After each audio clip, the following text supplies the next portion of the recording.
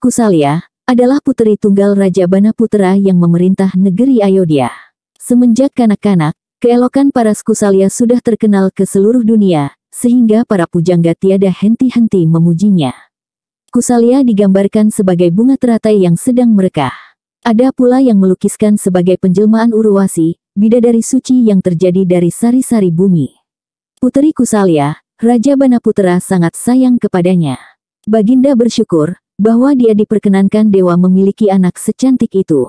Meskipun anak perempuan, tetapi cinta kasihnya tiada pudar apabila suatu kali membicarakan tentang siapa pewaris negerinya. Ia yakin, pada waktunya nanti Kusalya akan memperoleh suami yang perkasa dan pantas diserahi pemerintahan negerinya. Tetapi tatkala menjelang dewasa, Kusalya menderita penyakit lumpuh yang sangat menyusahkan hati Baginda. Para Brahmana sakti, resi, dan muni datang atas kehendaknya sendiri untuk mencoba mengobati. Namun sang puteri tak tersembuhkan jua. Bahkan penyakitnya makin lama makin parah, dan darah seringkali keluar dari hidung dan mulutnya. Kesedihan hati Raja Banaputra tak terperikan lagi. Lebih-lebih tatkala anaknya itu dilamar berbagai raja. Apabila dia menjawab tentang keadaan anaknya, mereka tak percaya. Ia bahkan dituduh mencari dalih menolak pinangan raja yang melamar. Akibatnya, para pelamar kemudian mempersiapkan bala tentaranya hendak menggempur negeri Ayodhya bersama-sama. Keadaan demikian mencapai puncaknya tatkala pada suatu hari Raja Rahwana dari Alengka mengirimkan utusan meminta anaknya pula. Karena merasa tak sanggup memecahkan masalah itu seorang diri, Raja Banaputra memanggil segenap menteri dan penasehatnya. Setelah bersidang beberapa hari, para menteri sepakat agar raja membuat sayembara. Barang siapa dapat menyembuhkan penyakit puteri Kusalya, dialah jodohnya. Tak peduli apakah dia seorang raja, brahmana, satria, atau orang hinadina, kelak akan dipercayakan memerintah negerinya.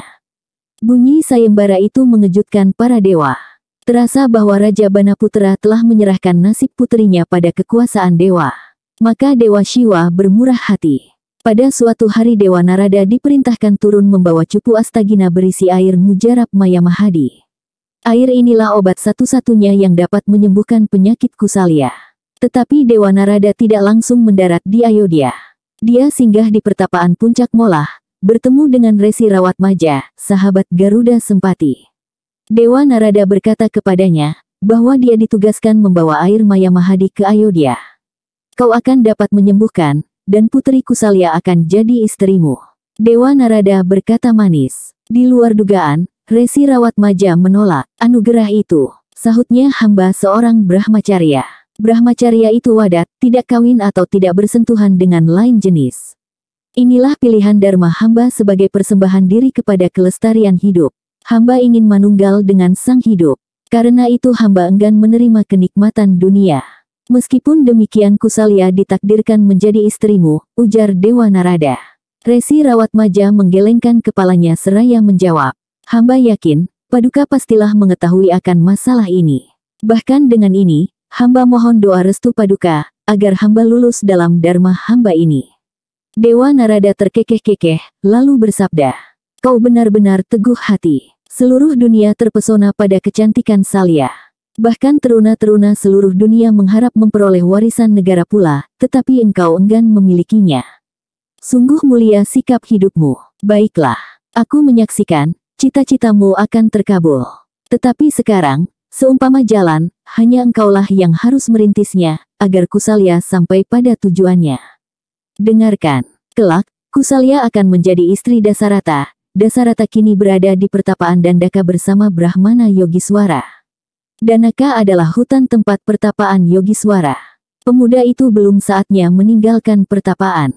Karena itu wakililah dirinya. Lagi pula Dasarata tidak pantas datang ke negeri Ayodhya mengikuti sayembara. Dia amat miskin, pastilah dia akan ditertawakan orang. Hendaklah kau ketahui pula bahwa di kemudian hari dia akan menjadi Raja Ayodhya. Di samping itu Kusalya harus tertolong jiwanya. Pergilah engkau ke sana melaksanakan dharma kebajikan ini. Setelah Kusalya sembuh, bawalah serta ke pertapaanmu sampai berjumpa dengan Dasarata. Dengan kebajikan ini Brahmacaryamu akan diterima Dewata Agung sendiri. Mendengar keterangan Dewa Narada, Resi Rawatmaja sangat bersukacita. Berlinanglah air matanya karena keharuan. Kini terasalah sudah, bahwa perjalanannya hampir sampai. Setelah Cupu Astagina tempat penyimpanan air Maya Mahadi diterimanya, berangkatlah dia ke Ayodhya dengan dikawal Garuda Sempati dari udara. Tak langsung masuk istana, untuk mengobati Puteri Kusalya. Setelah sembuh, berlakulah sayembara raja, tetapi Rawatmaja menolak tahta. Katanya, hamba tidak menginginkan tahta kerajaan.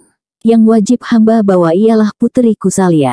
Kelak, Puteri Kusalya sendirilah yang akan menentukan siapakah yang pantas menjadi Raja Ayodhya. Puteri Kusalya kemudian dibawanya. Tetapi di luar istana raja-raja yang cemburu telah menghadangnya. Terjadilah suatu pertempuran yang tak dapat dielakkan. Untunglah Resi Rawatmaja dikawal Garuda Sempati dari udara. Tatkala hampir teringkus musuh, Garuda Sempati meniup dari udara membinasakan musuh-musuhnya. Sempati seekor Garuda sakti, tangkas, sigap, dan berbakti. Seperti kilat ia menyambar sasaran-sasaran yang mematikan. Kereta, gajah, kuda, dan senjata-senjata lawan dihancurkannya dari angkasa. Kemudian semua pasukan lawan dihalau dengan kedua sayapnya yang perkasa. Sempati menang dalam perkelahian itu. Dengan membawa Resi Rawatmaja serta Kusalya, pulanglah ia ke pertapaan. Mereka berdua dibawanya terbang tinggi di angkasa, melintasi gunung-gunung dan payung-payung megah. Sawah-sawah yang membentang di bawah merupakan pemandangan yang indah. Kusalya yang melihat semuanya itu untuk yang pertama kalinya, hatinya bersorak gembira. Dilayangkan pandangannya ke segenap penjuru. Tatkala angin meniup kencang, cepat ia bersembunyi di balik bulu-bulu Garuda Sempati. Oh, alangkah hangatnya, serunya heran. Resi Rawatmaja dan Sempati hanya tertawa geli menyaksikan perilaku sang puteri itu. Semenjak itu Kusalya berada di pertapaan. Tiada ia tersentuh oleh suaminya, karena suaminya berbrahmacarya. Meskipun demikian, hatinya tidak menyesal. Cinta kasih dan rasa bakti terhadap suaminya tumbuh dengan wajar. Ia bersumpah akan tetap setia padanya, sampai Dewa Maut merenggut nyawanya. Tetapi kedamaian itu tak berjalan lama. Pada suatu hari Raja Rahwana datang menyerang Ayodhya. Dengan mudah negeri itu dihancurkannya, sehingga Raja Banaputra tewas dalam peperangan. Kemudian masuklah Rahwana ke dalam istana. Mana Dewi Ragu, mana Kusalya. Seluruh istana digempurnya berkeping-keping. Ia mengira Kusalya bersembunyi di balik kamar rahasia. Ketika tiada ditemuinya, Rahwana menyebarkan mata-matanya ke seluruh negeri. Akhirnya Marica yang cerdik dapat mencium kabar beritanya. Segera Rahwana berangkat seorang diri menjejaki buruannya. Di pertapaan Puncak Molah, ia membuat kerusuhan lagi. Resi Rawatmaja cepat menghampiri Kusalya dan berkata, saatnya telah tiba, Kusalya. Aku harus meninggalkan dikau, hai, mengapa? Kemana, jerit Kusalya, jangan tinggalkan aku. Aku istrimu. Benar, tetapi sesungguhnya tidaklah demikian. Aku hanya seumpama pengantarmu belaka. Dewa Narada yang memerintahkan. Suamimu yang sesungguhnya adalah Dasarata. Dia kini berada di hutan Dandaka bersama Brahmana Yogiswara. Berangkatlah ke sana, Kusalya. Sekarang juga. Tetapi Kusalya enggan berangkat. Pendiriannya tetap. Ia memutuskan hendak mati bersama suaminya. Hal itu tentu saja menggelisahkan hati Resi Rawatmaja. Dalam pada itu, Rahwana telah berada di halaman pertapaan. Dengan berteriak marah, ia memanggil Resi Rawatmaja dan meminta agar Kusalya diserahkan kepadanya. Engkau Brahmana Brahmacarya, sedangkan istrimu tidak. Bukankah tindakanmu itu menyiksa sesama hidup? Serahkan saja dia padaku. Biar dia tahu, apa arti nikmat hidup sebenarnya. Apa arti kewibawaan, kemuliaan, dan sorga dunia. Mulutmu kotor, bentak Resi Rawatmaja. Dia istri pemberian dewa. Akan kurawat dia sekuasaku. Bagaimana caramu memberinya kesenangan, kenikmatan, dan kebahagiaan, sedang engkau tabu bersentuhan? Ah, raksasa biadab. Seandainya aku menerangkan kepadamu, pastilah tiada gunanya. Karena dasar kemuliaan bagimu hanya pada yang nampak dan yang tersentuh. Sekarang apa kehendakmu, Kusalya? Kusalya ku minta dengan baik, sahut Rahwana. Apa yang akan kau lakukan, bila aku tolak? Bagaimana kalau ku beli? Dia bukan barang dagangan. Bila demikian, akan kurebut. Akan ku pertahankan. Baik, terpaksa aku membunuhmu. Kemudian ku rampas dia. Selanjutnya, itu urusanku sendiri. Jelas. Sempati yang mendengar percakapan itu, tak sabar lagi. Dengan tiba-tiba ia mencengkeram Rahwana dan dilemparkannya jauh-jauh. Rahwana berteriak kesakitan. Mulutnya menyumpah serapah. Tetapi dengan cekatan ia bangkit bagaikan sebuah bukit dan menyerang Sempati bertubi-tubi. Perkelahian sengit terjadi dengan dahsyatnya. Masing-masing maha perwira, sama-sama pantang mundur walaupun selangkah. Akhirnya Rahwana berhasil menangkap Sempati. Dicabutinya bulu Sempati sampai terondol. Sempati berteriak nyaring kepada Kusalya. "Oh, Dewi, larilah. Dengarkan petunjuk Resi Rawatmaja, larilah." Resi Rawatmaja segera menyerang Rahwana untuk menolong jiwa sahabatnya. Ia segera mengeluarkan kesaktian-kesaktian terpendam. Senjata-senjata rahasia beterbangan di udara. Tetapi Rahwana tiada gentar. Dengan tangkas ia menangkis dan menyerang.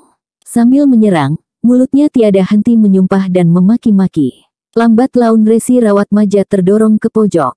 Segera ia menyeru Kusalya agar melarikan diri. Sebaliknya Kusalya merasa bimbang menghadapi situasi yang gawat seperti itu.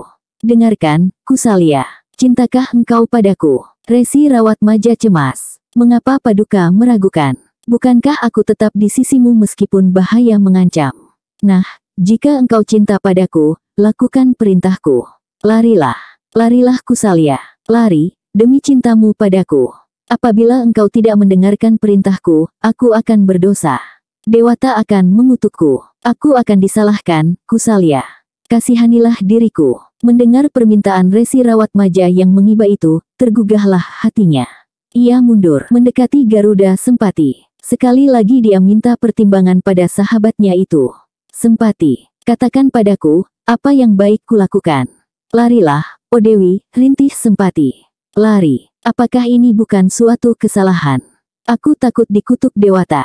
Sekiranya hal ini suatu perbuatan salah, aku bersumpah pada Sang Dewi, biar aku yang menanggung. Aku rela diceburkan ke dalam kawah gunung berapi." Sekarang Kusalya menegakkan kepalanya, berteriak kepada suaminya. "Oh, junjunganku, demi melakukan perintahmu, aku berangkat kini. Ampunilah diriku, sekiranya Dewata tidak membenarkan." Ia mundur selangkah. Tiba-tiba Sempati berkata padanya, "Ambillah beberapa lembar buluku yang runtuh di tanah. Tuanku puteri akan dapat lari secepat angin." Dengan diam-diam Kusalya mengambil 2 lembar bulu sayap Sempati, kemudian dijepitnya di antara ketiaknya. Dan benar, tiba-tiba ia pandai berlari secepat angin. Menyaksikan hal itu, Resi Rawatmaja berlinang air mata, lah bersyukur kepada dewa yang telah memberi izin menyelesaikan dharmanya. Sekarang ia dapat melanjutkan pertempuran dengan tenang. Sayang, usianya yang telah lanjut tidak memungkinkan dirinya dapat berbuat banyak. Dalam suatu pergulatan yang menentukan itu, ia dapat diringkus Rahwana. Tak ampun lagi, ia tewas karenanya. Jenazahnya terhempas di atas tanah. Namun wajahnya tampak tenang, tak ubah seseorang yang tidur kelelahan setelah melakukan perjalanan jauh. Rahwana tiada mempedulikan lagi. Segera ia mengalihkan pengamatannya pada buruannya yang tiba-tiba hilang dari penglihatan. Dengan cepat ia mengejar memasuki hutan-hutan belantara, mendaki bukit dan menuruni jurang.